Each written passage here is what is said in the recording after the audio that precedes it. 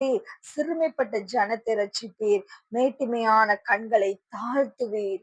பிரியமானவர்களே, மேட்டிமையாக நமக்கு விரோதமாக இருக்கிற சத்துருவை கர்த்தர் தாழ்த்தி போடுகிறாராம், தாழ்த்துகிறாராம். சிறுமைப்பட்ட ஜனமாகிய நம்மையோ அவர் ரட்சிக்கிறாராம். பாருங்களேன். பிரியமானவர்களை, உள்ளவைகளை அவமாக்கும்படி தேவன் இல்லாதவர்களை தெரிந்து கொண்டார். ஞானிகளை வெட்கப்படுத்தும்படி தேவன் பைத்தியமான உங்களையும் என்னையும் தெரிந்து கொண்டார்.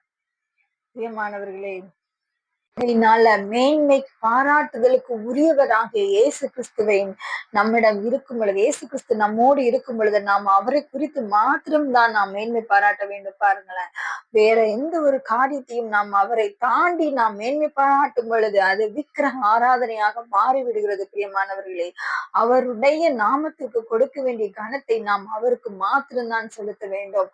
அவரை உயர்த்த வேண்டிய நேரத்தில் நாம் அவரை மாத்திரம்தான் நம்ம உயர்த்தி கனப்படுத்த வேண்டும், மகிமைப்படுத்த வேண்டும். அதை வேறொரு காரியத்துக்கு, நம்முடைய சொந்த உழைப்பிற்கு, நாம் செய்கின்ற காரியத்துக்கு, நம்முடைய சொத்துக்களுக்கு நாம் அதை செலுத்துகின்றோம் என்று சொன்னால் தேவன் அதை அருவருத்து அதை விக்கிரக ஆராதனையாக அவர் கருதுகிறார். பிரியமானவர்களே, ஆகையினால நாம் மேன்மை பாராட்டுகிறோம் என்று சொன்னால் அது கர்த்தரை குறித்து மாத்திரம்தான் இருக்க வேண்டும். அதையும் தாண்டி வர எந்த ஒரு காரியத்துல கூட நமக்கு என்ன வந்துடக்கூடாது, ஒரு மேன்மையான எண்ணம் வந்துடக்கூடாது.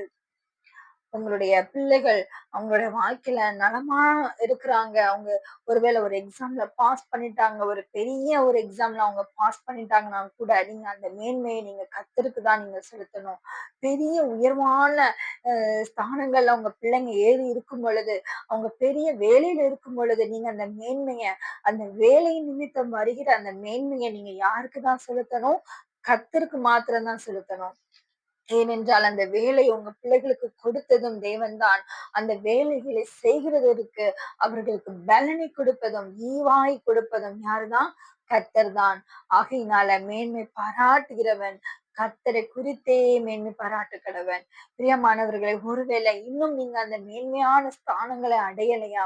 இன்னும் நான் அந்த மேன்மையான அந்த ஸ்டேட்டஸ்க்கு நான் இன்னும் வரல, நான் இன்னும் தாழ்த்தப்பட்டு இருக்கிறேன், நான் அடைக்கப்பட்ட வாசலுக்குள்ளாக நான் இருக்கிறேன் அப்படின்னு நீங்க நினைச்சிட்டு இருக்கீங்களா?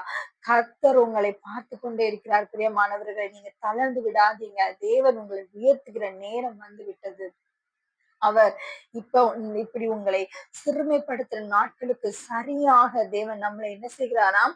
மகிழ்ச்சியாக்குகிறாராம். துன்பத்தை கண்ட வருஷங்களுக்கு நம்ம என்ன செய்கிறார்? அவர் சரியாய் நம்ம என்ன செய்கிறார்? மகிழ்ச்சி ஆக்கிறார். பிரியமானவர்களே, பிரியமானவர்களே, ஆகையினால நம்ம இன்னும் மேன்மை அடையலையே அப்படின்னு சொல்லி என்ன செய்யாதீங்க, வருத்த